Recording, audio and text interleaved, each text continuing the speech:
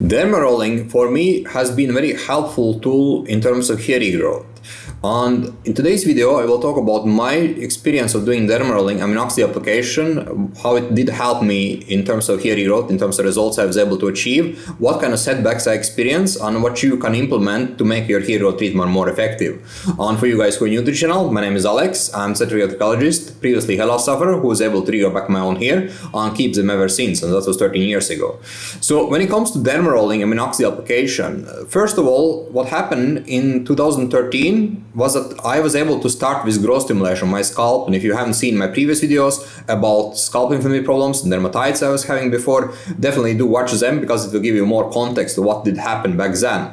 But what happened is that I started with minoxidil application all over my scalp, but I just applied, or I just did microneedling or derma rolling on my frontal area, like temples and hairline.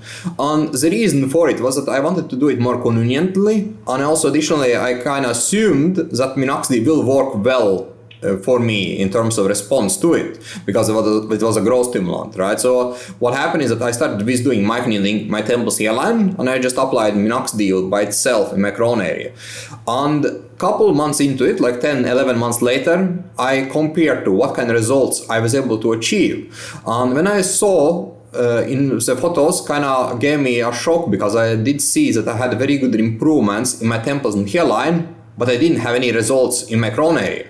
And this was kind of worrisome for me back then, but at the same time I knew that I had to do derma rolling also in my crown area, and I started to do it, and I was able to have full recovery of my hair. So for me, derma roller is very important part of the treatment.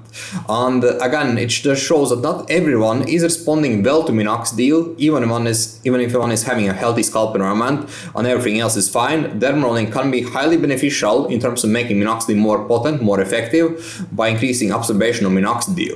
And the thing with my crown area, for example, is that I was never that concerned about that area. Like, it was always temples and hairlines that was always top of my mind. And one of the reasons was that temple and hairline was something that I always saw in the mirror. I always saw that I was kind of having thinnings there and the gobs there, and it was always very hard to style my frontal area, and this was always kind of concern for me. But crown area was something that, since I had a diffuse thinning, I was more easily able to kind of hide it with having some hair in that area. And that was the reason why I was not that concerned about crown compared to temples and hairline. And what happened next is that I was able to have a full recovery for 2 years with doing derma rolling and microneedling. But then what happened is that after around 2 years mark, what happened is that I ended up overstimulating my scalp because I was doing too much derma rolling. I was applying too much minoxidil, and my scalp started to get out of balance, and I just continued because I never knew how long I should keep up with the treatment. And what happened is that I started to notice that there was more shedding, and I started to lose my gains again. So what I learned from this setback is that, first of all, you have to listen to your scalp, right? When you are doing derma rolling, especially if you are doing it frequently, let's say multiple times a week like I do. If you are doing derma rolling multiple times a week like I do, what is important is that you take care of your scalp. Like, first of all, you always have to make sure before each session of derma rolling is that you check your scalp for sensitivities. Like, what I do is that I take my fingertips and I kind of touch it, and if I check for any sensitivity, and if scalp feels sensitive, then I skip microneedling on that day, right? Then I don't do it on the day, but I do it next day. And if the next day, for example, I check my scalp again, I notice that there is sensitivity, then I skip one more day and do it day after. And also in terms of your scalp health, like, what I noticed is that also is very important, so I didn't do first 2 years of doing microneedling and minoxidil application, is that scalp has to always be in good balance, right? And this is very important. You have to moisturize your scalp, you have to take care of your scalp environment, especially if you are doing frequent microneedling, right? This is very important, because if the scalp gets out of balance, what will happen is that it will cause issues, and those issues can lead to inflammatory problems, which again will give us huge setback, like it happened for me in 2016 after 2 years of aggressive microneedling. And this is important to remember. And additionally, when it comes to microneedling, like, the way I do it is that I just lightly roll derma roller on my scalp, right? I don't put any pressure on it. I just lightly roll it for a couple of minutes, and then I apply minoxidil.